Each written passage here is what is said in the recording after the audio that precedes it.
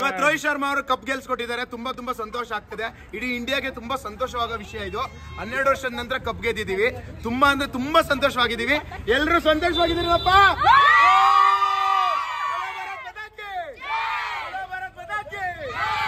Celebrate ಮಾಡ್ತಾ ಇದೀವಿ. ಪಟಾಕಿ ಎಲ್ಲ ತಂದ್ವಿ. 1000 ವಾಲವರೆಗೂ ಪಟಾಕಿ ತಂದು ಹೊಡೆದ್ವಿ. ಸೊ ಪಾಪ ಪೋಲಾರ್ ಬೇರೆಯವರು ಸಪೋರ್ಟ್ ಮಾಡಿದ್ರು.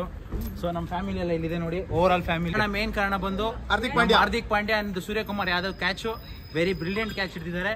ಅಂಡ್ ಅಕ್ಷರ್ ಪಟೇಲ್ ಪಾಪ ಹೊಡ್ಸ್ಕೊಂಡ್ರು. ಆದ್ರೂ ಕೊನೆಯಲ್ಲಿ ಒಂಥರ ಚೆನ್ನಾಗಿ ಒಳ್ಳೆ ಮಜಾ ಕೊಟ್ರು. So anyway India is win. ಅದಕ್ಕೆ full happy. Virat Kohli man of the match ಆಗಿದ್ದಾರೆ.